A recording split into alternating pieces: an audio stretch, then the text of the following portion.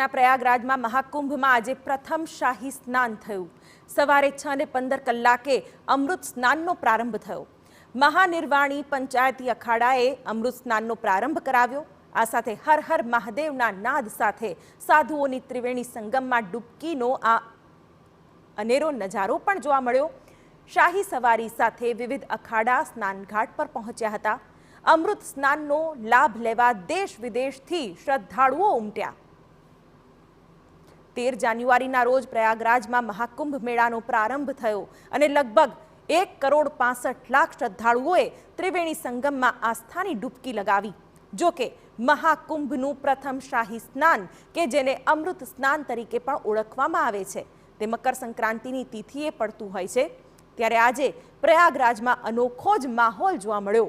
બપોરે 2 વાગ્યા સુધીમાં લગભગ 2 કરોડ શ્રદ્ધાળુઓએ ત્રિવેણી સંગમમાં આસ્થાની ડૂબકી લગાવી હતી।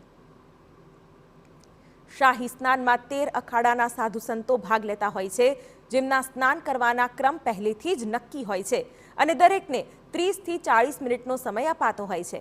આજે મહાનિર્વાણી પંચાયતી અખાડાએ અમૃત સ્નાનનો પ્રારંભ કરાવ્યો હતો। શાહી સવારી રથો સાથે અખાડાના સંતો સંગમ સ્થાન પર પહોંચ્યા હતા। હાથમાં તલવાર, ત્રિશૂળ, ડમરૂ સાથે અને કડકડતી ઠંડી વચ્ચે માત્ર ભસ્મ લપેટીને નાગા સાધુઓ ત્રિવેણી સંગમે પહોંચ્યા હતા અને ગંગા, યમુના, સરસ્વતીમાં આસ્થાની ડૂબકી લગાવી હતી।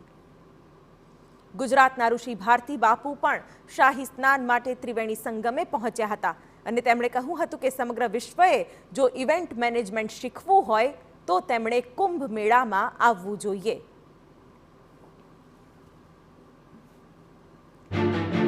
दुनिया को अगर इवेंट मैनेजमेंट सीखना है, अगर क्राउड मैनेजमेंट सीखना है या सिक्योरिटी मैनेजमेंट सीखना है तो हमारे सनातन धर्म का जो ये महाकुंभ है उसमें आकर देखना चाहिए।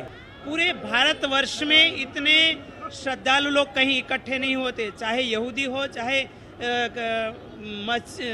ये मुस्लिम लोगों का कार्यक्रम हो, तो भी हज यात्री में भी इतने लोग नहीं होते जितने सनातनी लोग आते हैं। तो हमारे लिए जो हमारा सनातन धर्म एक ही ऐसी घोषणा करता है, वसुधैव कुटुंबकम और सर्वे भवन्तु सुख। तो मोटी संख्याમાં દેશ વિદેશના શ્રદ્ધાળુઓ પણ મકર સંક્રાંતિના પવિત્ર દિવસે ત્રિવેણી સંગમમાં ડૂબકી લગાવવા પહોંચ્યા। ત્રિવેણી સંગમ સુધી પહોંચાડતા તમામ રસ્તાઓ પર હાલ હકડેઠઠ મેદની જામેલી જોવા મળી રહી છે। કુંભ શરૂ થયાના 48 કલાકની અંદર જ 3.5 કરોડથી વધુ લોકો ત્રિવેણી સંગમમાં ડૂબકી લગાવી ચૂક્યા છે।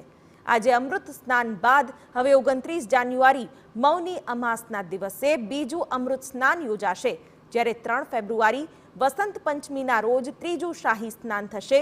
લગભગ 45 દિવસ ચાલનારા આ કુંભ મેળામાં 40 કરોડથી વધુ શ્રદ્ધાળુઓ ઉમટે તેવી શક્યતા છે।